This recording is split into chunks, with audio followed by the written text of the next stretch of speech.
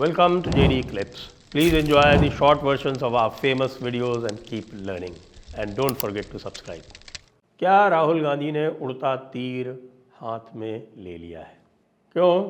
क्योंकि राहुल गांधी के नेतृत्व में आज की कांग्रेस पार्टी में कोई भी दूरगामी नीति दिखाई पड़ती नहीं है। वो इलेक्शन टू इलेक्शन अपनी स्ट्रैटेजी चेंज करते रहते हैं। वो स्ट्रैटेजी भी नहीं है, फिर कोई जब लॉन्ग टर्म नहीं होता तो स्ट्रैटेजी होती नहीं, उसको स्ट्रैटेजी कहते भी नहीं, वो टैक्टिक होती है। अब लेटेस्ट देख लीजिए। लेटेस्ट जो है, उन्होंने मायावती जी के चुटकी काट ली बगैर मतलब के।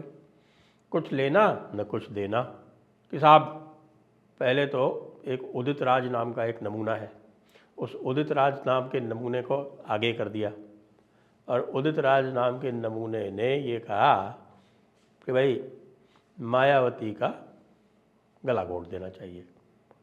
अब मायावती का गला क्यों घोट देना चाहिए? क्यों? क्योंकि वो दलित आंदोलन का गला घोट रही है।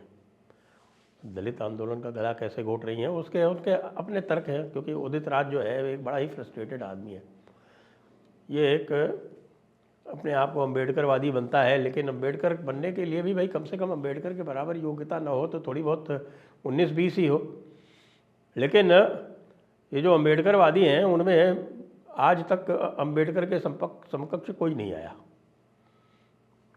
थोड़ा बहुत कांशीराम में योग्यता थी तो कांशीराम अपनी योग्यता से आगे बढ़ गए, लेकिन उसके अब किसी भी आंदोलन में यदि आप पूरे युग में 100 साल में यदि 2 व्यक्ति होते हैं तो आप समझ सकते हैं कि उस आंदोलन की क्या दशा होगी। मायावती ने अवश्य थोड़ा बहुत जो है वो करके दिखाया, लेकिन वो जो भी किया उन्होंने वो उसमें छल छद्म अधिक था, योग्यता कम थी, और वो भी कांशीराम की विरासत को ही बुना रही थी। तो अब उदित राज जैसे जो कि आरक्षण के दम पर IRS अफसर बन गए, चलिए कोई बात नहीं है, आरक्षण के बनने वाले भी उसमें भी बहुत सारी योग्य लोग निकल आते हैं, लेकिन इसमें तो कतई आप इसकी बातचीत देख लीजिए, इसका अंदाज़ देख लीजिए, कहीं से दिखता है? नहीं दिखता है।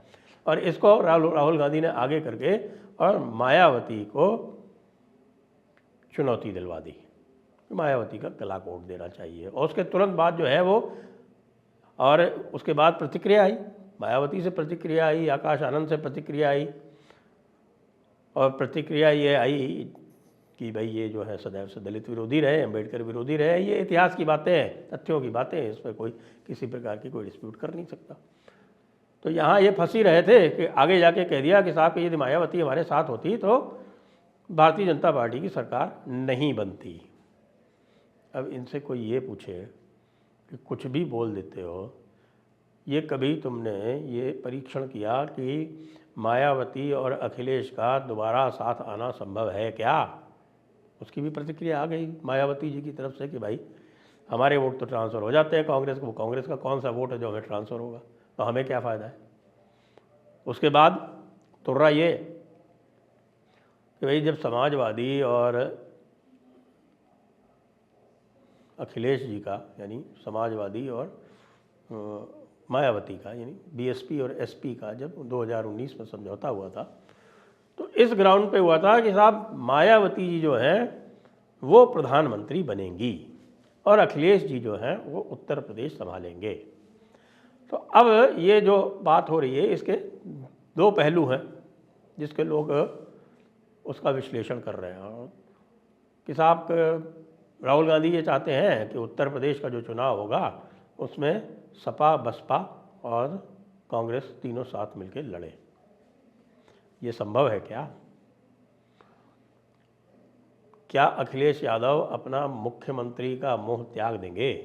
वो तो अपने को 27 का सत्ताधीश पहले से ही घोषित कर चुके हैं। 27 के सत्ताधीश, देखिए आप जरा अहंकार देखिए। दूसरी तरफ राहुल गांधी का अहंकार जो है, आपने यदि देखा हो, आज वैसे तवलीन सिंह से मैं अधिकतर असहमत रहता हूँ, क्योंकि मुझे लगता है कि अब जो है तवलीन सिंह जो उनका जो बेस्ट था और जो उनका सर्वोत्कृष्ट जो रचनाएं थीं और जो रचना काल था वो बीत चुका है। और वैसे भी उनकी सोनिया गांधी से पर्सनल है, तो वो सोनिया गांधी से पर्सनल के चक्कर में वो कुछ ना कुछ लिखती रहती हैं, करती रहती हैं, और बहुत अधिक गंभीरता से मैं उनको लेता नहीं हूँ, लेकिन बीच बीच में कभी कभी अच्छी बातें लिख जाती हैं, जिसमें से आज एक लेख उन्होंने लिखा है इंडियन एक्सप्रेस में, और वो बहुत सही लिखा है, क्योंकि उन्होंने नोटिस किया कि जब दिल्ली चीफ मिनिस्टर की शपथ हो रही थी तो वहाँ पर सभी लोग उपस्थित थे, और प्रधानमंत्री मोदी भी थे, कई सारे अन्य मुख्यमंत्री भी थे, बड़े नेता भी थे, लेकिन उनमें सभी में उन्होंने देखा कि वो जो एक अहंकार की भावना लोकसभा के पहले आ गई थी, वो अब नहीं थी। वो पूरी तरह से डाउन टू अर्थ दिख रहे थे और एक प्रकार से विनम्र दिख रहे थे, और उनमें जो एक छाप थी वो मोदी में एक दिखता था, साहब के यहाँ अहंकार आ गया है, साहब 400 पार, अब की बार 400 पार, और ये तवलीन सिंह कह रही हैं अब की बार 400 पार, और मुझे तो भगवान ने यहाँ भेजा है, मैं तो भगवान की रचना हूँ, इत्यादि इत्यादि जो वह सब बातें हो रही थी। अब वो बिल्कुल डाउन टू अर्थ है, और जो चुनावों की रणनीति है वो भी बदल गई है। अब चुनावों की रणनीति में मोदी को अप फ्रंट प्रोजेक्ट नहीं किया जाता, लोकल नेताओं को प्रोजेक्ट किया जाता है। सभाएं तो होती हैं मोदी जी की, लेकिन अब उस स्केल पे नहीं होती विधानसभा चुनावों में जिस स्केल पे होती थी, और जो ग्राउंड कनेक्ट है उसके ऊपर अधिक जोर दिया जाता है। तो इसका अर्थ ये है कि भाई पार्टी को धक्का लगा, पार्टी ने उससे सीखा, पार्टी ने अपने जो आवश्यक सुधार करने थे वो करे, और उस आवश्यक सुधार के करने का उनको परिणाम भी मिला।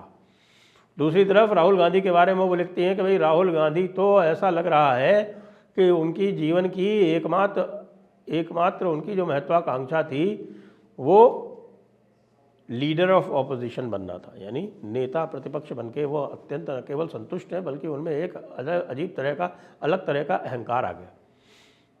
दूसरी तरफ जिसको कहते हैं ना, जाकर विधि दारुण दिखते ही ताकि मत पहले हर ले ही, तो अब जब से ट्रंप आए हैं यूएसए में, और इनका जो इकोसिस्टम जो सोरोस इत्यादि से, डीप स्टेट से, यूएस एड वगैरह से जो संचालित होता था वो कोलैप्स कर गया है, उसके बाद से तो ऐसा लगता है कि बिल्कुल अहंकार के साथ साथ थोड़ी बहुत विक्षिप्तता भी आ गई। तभी इन्होंने मायावती जी को ये कह दिया, क्योंकि किसी ने इनको सिखाया हुआ है कि साहब की दलित मत जो है वो मुसलमान मत तो आपके साथ आ गए हैं, अब आप दलित मत और ले आइए, और उत्तर प्रदेश में ये एक्सपेरिमेंट कर लीजिए, सोशल इंजीनियरिंग कर लीजिए। लेकिन होगी कैसे सोशल इंजीनियरिंग? क्या अखिलेश बाबू और मायावती विधानसभा चुनाव में एक साथ आ सकते हैं? क्यों विधानसभा चुनाव में आपको स्पष्ट रूप से बताना पड़ेगा कि मुख्यमंत्री कौन बनेगा, और मायावती कभी भी इस बात पर साथ नहीं आ सकती कि वो अखिलेश को मुख्यमंत्री बनावें, और अखिलेश अपना मुख्यमंत्री पद का दावा छोड़ नहीं सकते, वो तो अपने आप को 27 का सत्ताधीश पहले से ही कर चुके हैं। तो इसमें फिर कांग्रेस का क्या रह जाता है? अब बताया जा रहा है कि भाई कांग्रेस जो है वो एक नई इंजीनियरिंग कर रही है, और वो नई इंजीनियरिंग ये कर रही है कि वो चंद्रशेखर रावण के साथ मिलेगी और ये कहेगी कि भाई दलितों को मायावती ने धोखा दिया है, और ये जो उदित नारायण के जो तीर छोड़ा गया था वो इसी क्रम में एक प्रयोग है। और चंद्रशेखर रावण के साथ मिलके, और दूसरी तरफ ये बताया जा रहा है कि आजम खां जो है वो अपनी एक नई पार्टी बनाएंगे, और ये 3 लोग मिलके चुनाव लड़ेंगे। क्योंकि किसी ने ये समझा दिया है, अब दिल्ली में आपने देखा होगा कि दिल्ली में कांग्रेस को 0 सीटें मिली, लेकिन उसके बाद भी दिल्ली के कांग्रेस पार्टी ऑफिस में जश्न मनाया गया। क्यों जश्न मनाया गया? कि साहब देखिए, आम आदमी पार्टी को हमने हरा दिया।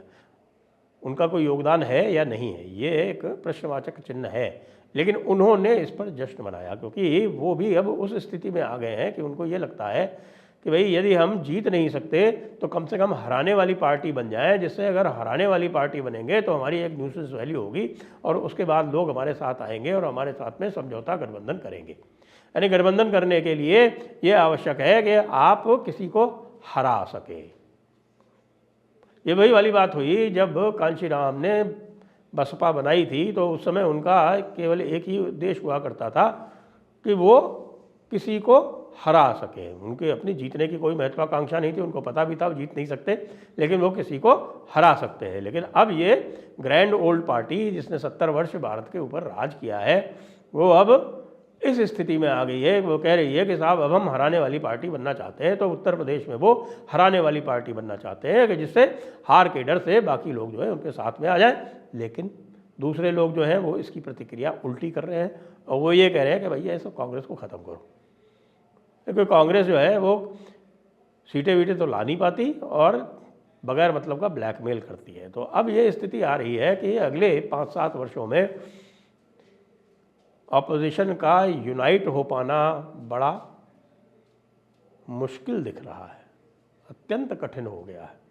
और यही स्थिति चलती रही तो आप पता चलेगा कि परिसीमन होने वाला है। परिसीमन होगा 2028 तक, परिसीमन हो जाएगा, 2029 में चुनाव होंगे, उससे पहले 2027 में उत्तर प्रदेश में चुनाव होने, उससे पहले तो मुझे अभी परिसीमन होता दिखता नहीं, क्योंकि जनगणना ही कंप्लीट नहीं हुई है। तो ये एक पूरा का पूरा जो सिनारियो बन रहा है वो एक तरह से भारतीय जनता पार्टी को खुला मैदान विपक्ष और कांग्रेस मिलके, विशेषकर कांग्रेस जो है वो देने जा रही है।